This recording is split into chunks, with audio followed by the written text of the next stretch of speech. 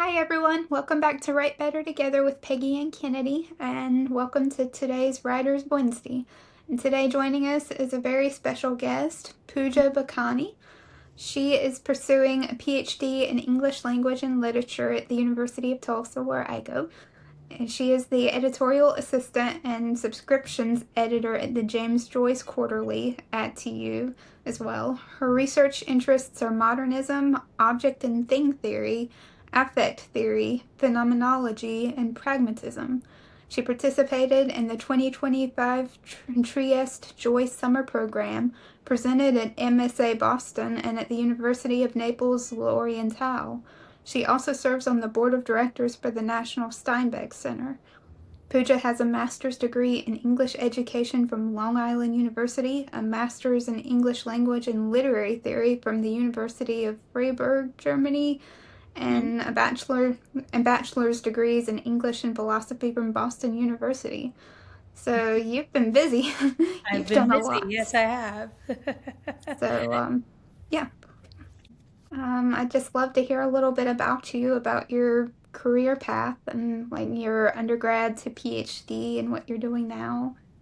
No, absolutely. I have had a non-linear trajectory, and I think that's perhaps the best approach to take when planning your degree is that it's not a line graph, it's a scatter plot.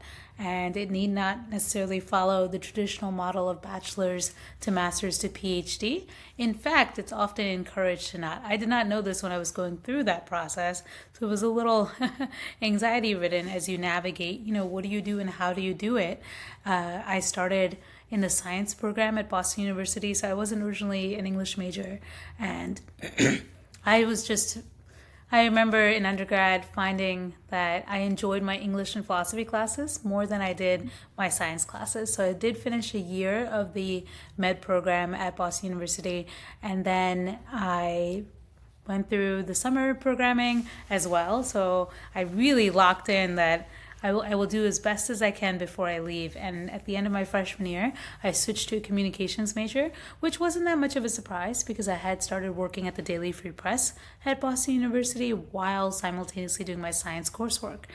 So I switched to the communications major and then kept English and philosophy for one semester. At about halfway through my sophomore year at Boston University, I completely switched over to English and philosophy. And like many English majors and philosophy majors, I was originally law school bound. And so I was pre law.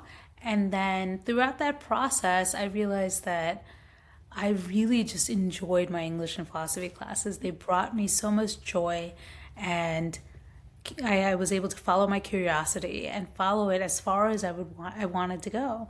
And that was perhaps the best part. I was constantly curious about it, which kept me going. So I went through this process. I was pre-law. I took the LSATs. I was all ready to go in that direction until I had a really, really good professor, the late Professor John Paul Raquelme, question and challenge my decision to go to law school. And he literally asked, why do you want to go? Does it make you happy? Are you curious about it? And I could not effectively answer those questions while also remaining truthful. And in conversations with him, I determined I wanted to pursue a master's. He recommended the program in Freiburg. He had taught there before, like a summer workshop, a writer's workshop, and it was theory based. It had teaching opportunities. It was in Germany, but it had everything that I was looking for. I had also been studying German at the time, so it made sense. And it was unusual because applying from an American university as an American undergrad to a European institution, their scheduling is different, their application process is different. So I submitted my applications in March of senior year. And in May, as we're graduating, all of my peers and colleagues are getting their law school acceptances or med school acceptances, or they're determining their next move. But I was pretty much in a waiting pattern until the cycle in Germany released their applications decisions, which they do over the summer. So I found out in, I think, late July, well after my peers had graduated with me. Went through the visa process, moved to Germany, started my master's in literary theory there in Freiburg, which is nestled at the base of the Black Forest, and was able to teach. I went into literary theory. The first semester I was not teaching, the second semester I was, and I taught survey classes. So the survey classes in Germany are very unique insofar as They are you have the general lecture, which is the more history of literature, and then you have a more seminar style class that is paired with it. And that paired seminar class is where you have the most creative freedom. So I would be given, for example, the lecture the students are going through is, say, Beowulf to Keats. And then every week I have a time period that I can select any literary text from that exemplifies that time period. It just needs to line up with the lecture. And so I did that. I had 2 semesters of teaching.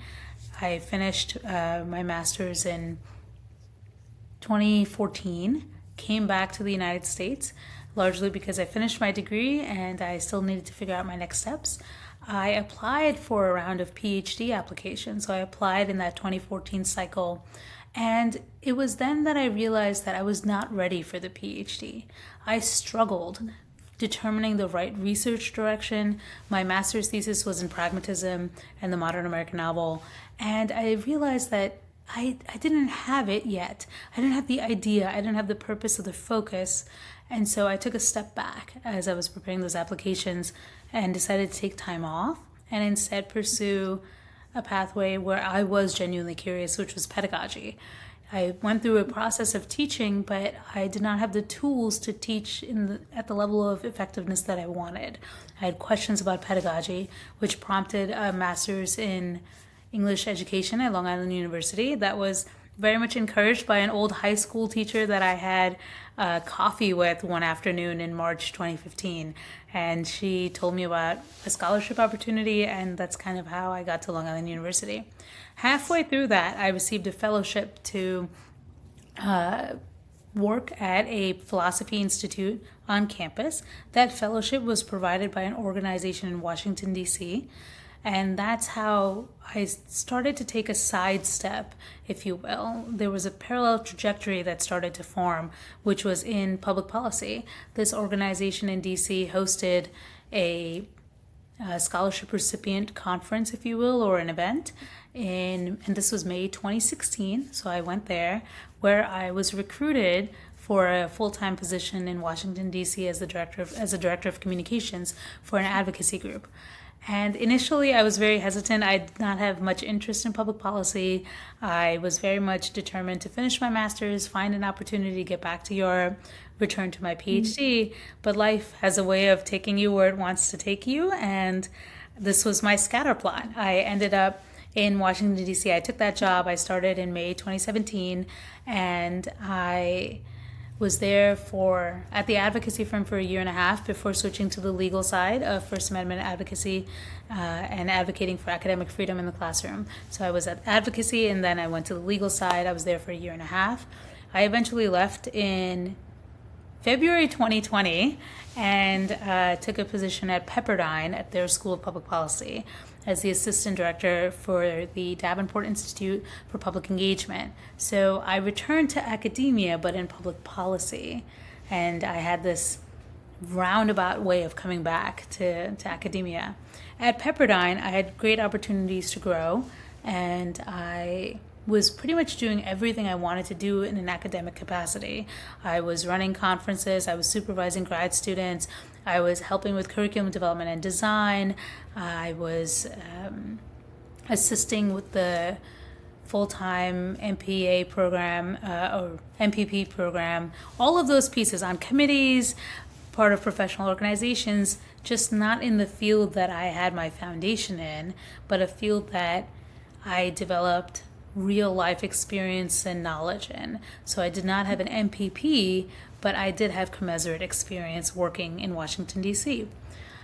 While I was there, I realized I really missed literature, I missed philosophy, I missed my home base, and I started a pathway towards the PhD. I took classes at Cal State Long Beach in order to get my degree, or rather get my application ready for a PhD program. I needed a current transcript, fresh recommendation letters. So I started that process at Cal State Long Beach and did that for 2 years, including taking a Joyce class in 2022, which celebrated 100 years of Ulysses. So that's what prompted a return to Joyce studies. I had taken a Ulysses class in undergrad, and then I applied to PhD programs. I had 5 acceptances, and I chose University of Tulsa largely because of the presence of the Joyce archives. So the third largest collection of Joyce archives, the James Joyce Quarterly, which is the leading flagship journal in James Joyce studies, and one of the longest standing running single author journals around since 1963, as well as the exceptional faculty at the University of Tulsa that are focused in Joyce studies and modernism, including Dr. Jeffrey Druin and Dr. Sean Latham. So that's how I'm here. Incredible. You Yes. have experienced a lot. I Oh, can, yes. Yeah, yes. So I've done, in that time in DC, I put together 500-person conferences. I ran press conferences at the steps of the Supreme Court. I prepared talking points for media hits. I wrote and ghost wrote op-eds. I did media trainings. You name it. If it was in marketing, communications, and media relations, I probably did it. wow, that really is incredible. I can sort of understand a little bit what you were saying about leaving English and then returning back to it in the academia because I did get a tiny little bit of college experience under my belt before I joined the Navy. And then once I left the Navy, I came right back into creative writing and Yeah, you in the come back. University of Tulsa. I You come did. back. And I have to say that one of the main reasons I took that job in DC is that organization invited me to their annual conference in DC in July 2016. And I met my now husband there, and he worked for them. So, the reality is that the reason I took the job in Washington was yes, this was an organization that was willing to pay me to write and be the director of communications, but also there was a boy I liked and he worked for them. And so I have to I say that love it. it's true. I made a bet and it worked out pretty dang well. I'm so glad. I love that for you. I'm Yeah. glad that you're here too. I really Yeah. enjoy having you in all my classes. You I always give just me a lot to think about. I'm too extroverted for my own good. No, no, there's nothing bad about that at all. I really like that about you. Thank So, you. I appreciate it. and could you tell us a little bit more about the James Joyce Quarterly and maybe James Joyce as well? Oh, yes. So, for those who may be unaware, James Joyce is one of the, how would I put it this way? Quintessential figures of modernism. So, when we think modernism, most often you would think 1890, 1892. Some will say 1900, but that period from, let's say hypothetically, 1892, 1900 to 1940 to 1945. So it spans the turn of the century. It spans World War I, it spans World War II.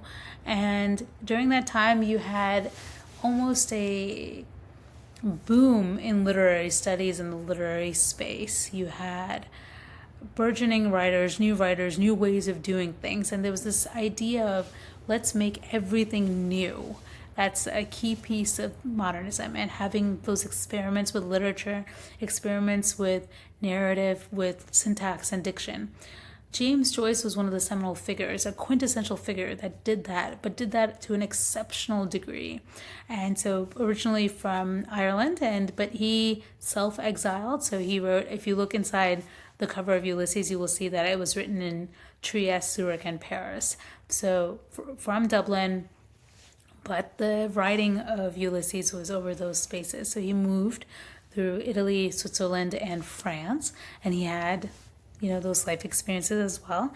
His primary text, most people know Ulysses as this large, thunderously difficult book. He also, right after Ulysses, he wrote Finnegan's Wake, which was one of his last pieces of writing. Prior to Ulysses, you have Portrait of the Artist. And so those are in the repertoire of Joyce studies. Most people know one of those, but he also had Dubliners, which was a series of short stories that's compiled together to convey what life in Ireland was like. Specifically for my focus area, well, let me backtrack. In addition to writing exceptional works, they challenge the normative matrix of literature at the time. And particularly with Ulysses, you start seeing an exceptional level of experimentalism. Ulysses is mapped, it takes the myth of Odysseus returning, and you have the entire journey of the Odyssey is then converted to modern day Dublin, and you have the modern hero, if you will, that is Leopold Bloom going about his day. But then each episode is written in a different style. So, for example, in the middle of Ulysses, you have a 200-page play, and that's the Circe episode. You have an entire chapter, an episode that's written like a newspaper. There's a lot of experimentalism, not just in the subject matter and the content, but in narrative, in syntax, in diction, in approach, in construction. So the materiality of the text as well is very experimental.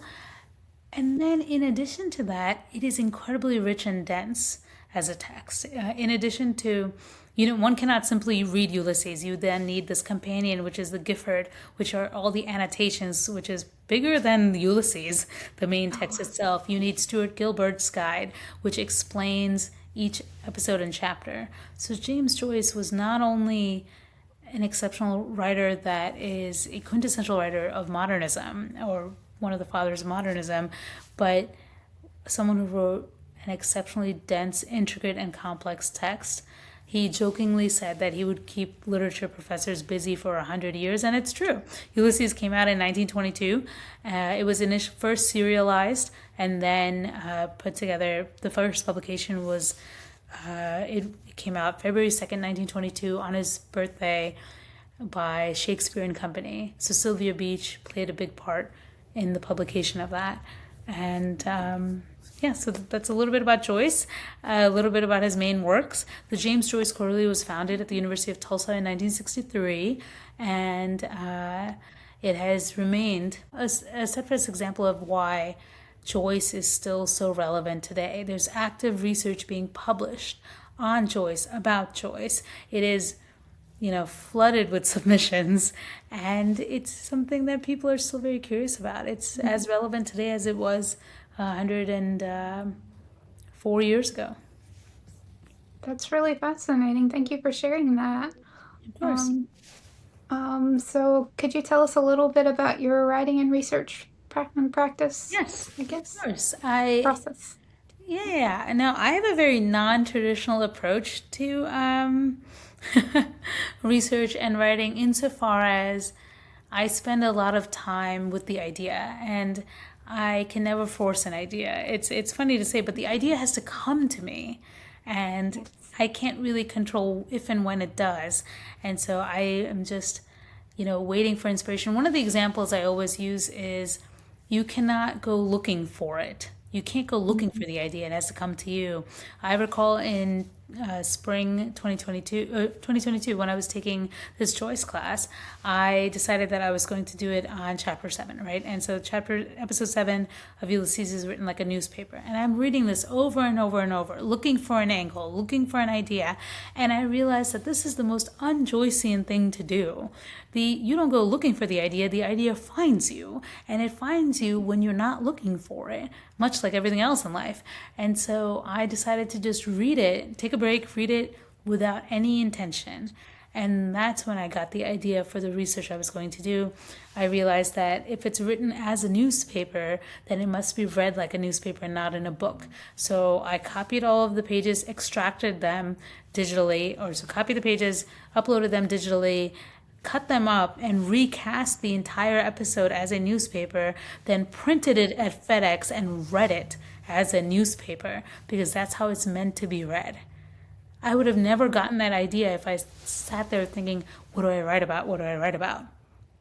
So that's the best exemplification I can give in terms of how I research or how I approach it. I spend a lot of time on the idea. The idea needs to be complete and as a composite whole before I move forward. And that idea is before any secondary research. It's just me and the text. No supporting, no examples, no explanations. It has to be, it's the product of my interaction with the text itself. Then once I have it, I'll spend time tersing it out and seeing how much of that idea I can substantiate with the primary text, At which point I will write out an outline of the idea. And this is not the way the paper will be written, it's not the way the article will be written, it's just the development of the idea. And then I will then start thinking, okay, well, what can I bring in that's secondary? What can I bring in that would support this? Who else has researched on this? What is the current conversation happening right now in scholarship on this topic and idea? Because anything I write that should be new research is me inserting myself into that conversation, right? And so in order to do so, you need to know that conversation full 360. You need to know what everybody is saying about it. Who are the current scholars? When was it last published? How current is the conversation? Is the conversation even happening? Or is it moot at this point? And that's where I'll start doing secondary research. But the secondary research does not augment the primary idea until it is so strong that if I proceed forward, there would be a juxtaposition. So it needs to be, I'm very committed to the original idea. So whatever I find in the secondary research needs to be so stark in contrast, so something so sharp and different in order for me to prompt a change or an adjustment to the original idea. Largely, what I'm looking for in secondary research is avenues of insertion into the conversation, as well as showcasing to the reader that I am aware of what else is going on. And then the writing is the easiest part for me, the actual physical writing. The ideation takes the longest time, but it's also the one that I procrastinate most on. I'm most curious and fascinated about the idea. Once I figure the idea out, it's not that I'm no longer interested. It's not as energetic or as fun of a process, if you will. But then once I have it all figured out, the writing is the quickest part. That to me, I can turn it out pretty quickly and anywhere. For the research and the reading, I like to be in one spot, but I've written papers on airplanes, waiting at the terminal for a flight. I've read research while trying to check in a bag. I'm traveling often enough that I need not be in one place for the writing part.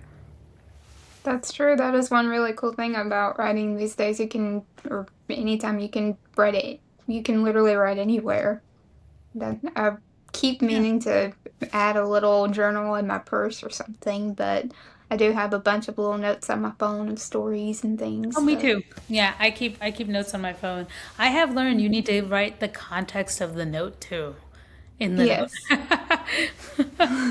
Otherwise, I just have like random thoughts that makes no sense to me. yes, I have learned that as well. But yes, a lot of what you said too seems like it kind of transfers over to fiction writing as well, like trying to start with the basic idea and like the prospectus, I guess, of the story maybe, and then like what it's all about, the main thing of it, the main thesis, and Yeah, also the ideas having to come to you. I know yeah. I think I've actually talked about this on the podcast before too in a previous episode. Just sometimes staring at a blank sheet of paper or a blank screen, it doesn't work. Oh, I've But never done that. I but to me it doesn't work. right. But if you go take a shower or take a walk or something, do something relaxing, doodle on a Yeah, sheet of paper, things start coming to you because your brain is relaxed. It's I incredible. agree. I agree, and I think there's just something to be said about what else is going on in your space as well. How open are you to that creative process and can you truly commit to it? Because to me, it's an indefinite period of time. I don't know how long it will take or when the idea will come to me. And and that makes it harder as when you have paper deadlines. Like the semester does end and the best paper is a finished paper if you're getting graded on it. So I think that you have to just be prepared at any given point. You may get that idea and maybe early in the semester, maybe later in the semester, and then backward schedule that process. Because once, at least for me, once I have the idea, I know exactly what follows. I have to wait for the idea. Yes, totally. So I have a few little get to know you questions if Oh, you're yeah. game. Right, so first things first, describe your favorite sandwich.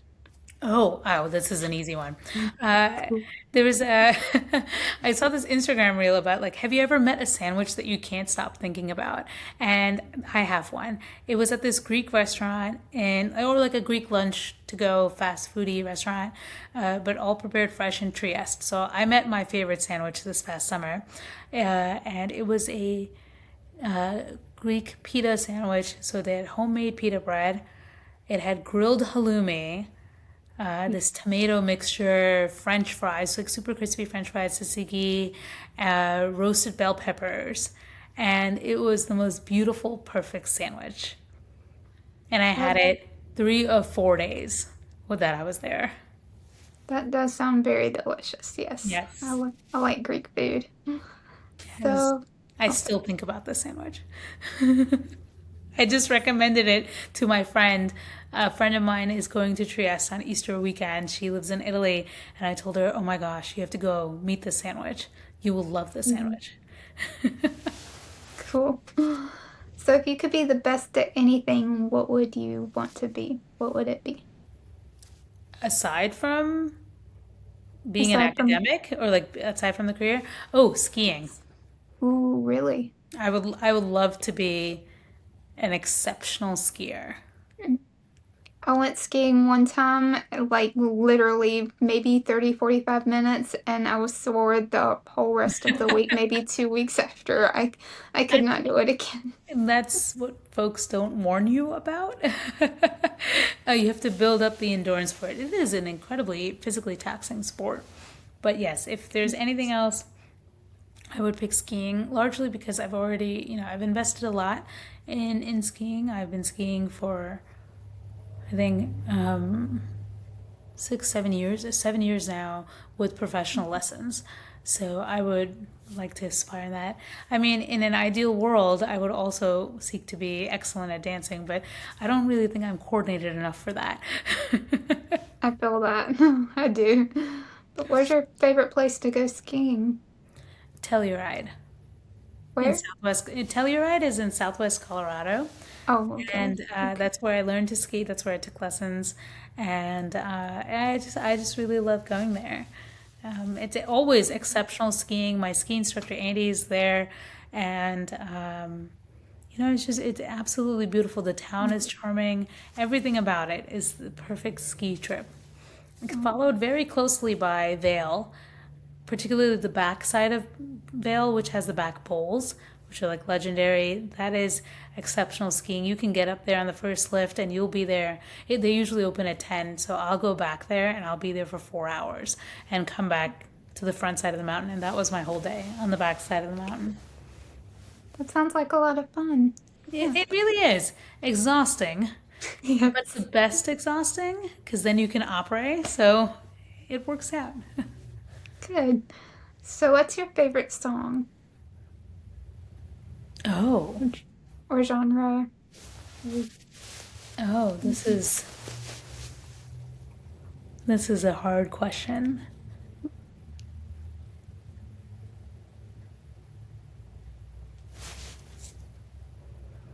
I don't. Oh, this is very. You've stumped me with this one, Peggy Ann. I think I've stumped other people as well. Peace and Hate by the Submarines. Okay. So very much indie, folksy.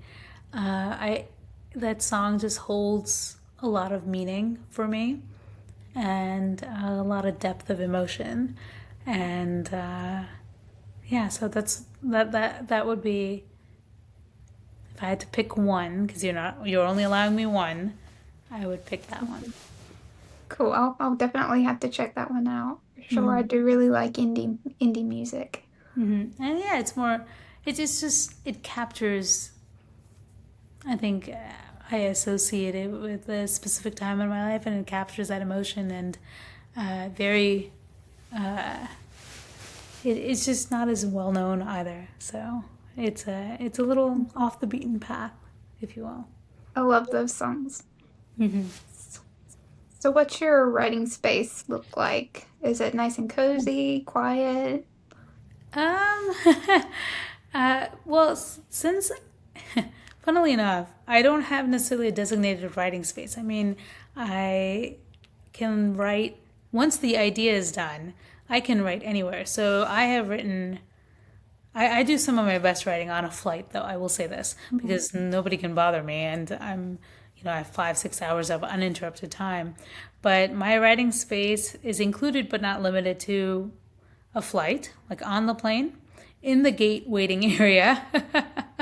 I can write pretty much anywhere. I can get to a hotel in a new country, sit down, and start writing. At home or here in Tulsa, I've designed my home to have multiple different spaces where you can sit, read, and write. And I would say it can vary. It can vary from my dining room table to a proper desk to the little table you have on in front of your airline seat. Okay. Yeah. Yeah. It's really, I mean, I go home to New York to see my mom and I can write from her house. I go home to California where my husband and I have our home and I can write from there. I prefer a certain level of quiet. So if I'm in a louder space, I'll have headphones on, but otherwise, pretty much anywhere. Okay. Yeah. As soon as I asked the question, I remembered, hey, wait, we just talked about this, but Yeah, yeah, no, no worries, no um, worries. I mean, pretty much, pretty much anywhere. that's better than me. I think I need it to be like completely quiet, maybe a little ambient music playing or something, classical something, hmm but I don't know if I could ride on an airplane. Oh, That yeah. sounds Well, difficult. I think it came from a lot of conditioning. When I was in DC, I had to work while I was traveling. And so I was able to condition my mind to be able to do that. Okay, that makes It sense. did. And I think, That's, it comes back to going for your doctorate later in life. That experience and a lot of the experiences I had in DC prepared me to do well in the PhD and approach the PhD with an intentionality that I otherwise did not have after my master's. okay, so everything worked out. I Yeah, love that. it looks like it. I still Prepared have you to anyway. I still have to get through qualifying exams in the fall, so hang tight on that part. You'll do great. I know you will. I But hope so. so lastly, do you have a call to action for our viewers? Yeah, I would say, if you're writing, whether you're writing fiction or analytics, so I don't do creative writing insofar as writing fiction or writing a fresh story that has not been written before. But I would say that don't take anyone's process as formulaic or as a formula for your own writing. Your own formula will come to you, you will figure it out, and it will never look like somebody else's. And mine, as I hear myself say it, seems rather chaotic and, it's very spontaneous, but that's also how I am as a person. So I think your writing process ends up reflecting you yourself as a person. And I am spontaneous. I am perhaps a bit chaotic and it comes out in how my writing is. So as in every writing process, it's individual, inspired by, based on your personality. And so you need not compare your writing process to another. By hearing different writing processes, it should perhaps even further illuminate that every writer is unique and distinct and different. So the call to action I would have is to ensure that you don't try too hard to emulate somebody else's process. Because what I am describing could be someone's worst nightmare as a writer. And, for the opposite way, a writer could say to me, I always need to be in the same place at my desk, at my home. To me, that's my worst nightmare. And so I think it's variable, and writers should seek to discover their own process in their own way and not aspire to an arbitrary formula that can't fit. It's not cookie cutter. That is very true. We're all different, unique people. It would be Yeah. boring if we were all the same, or if Yes. we all wrote the same. And if we all wrote the same on the same type of desk, then there would be a shortage of those desks. That's true. Based on basic principles of supply and demand, if everybody was demanding the same desk, the company would make a lot of money, but everyone's house would also then look the same. But that is the extent of my economics knowledge in finance. So that's where I'll stop there. One of my best friends is doing a DBA in finance and economics, and I will, if you ask me an econ question, I would ask to call a friend. Yeah, definitely. So this is as far as I go on that topic. Same here. But thank you very much for being here, Pooja. Thank you Of course, for yeah, all yeah. your incredible insights and for sharing your story with us. It's been very, very fascinating, and I'm looking Yeah, it forward was to seeing fun. where you go next. Absolutely. Well, we're in the same program, so you'll see it first. That, Thank you for that's having me, and I hope I was able to help other writers. And you let me know if you ever want me to come back. Thank you, Pooja. And thank you all very much for watching. Please like and subscribe. And I hope to see you for Fun Friday. So Yes. thank you all very much. And remember, we could not have done it without you.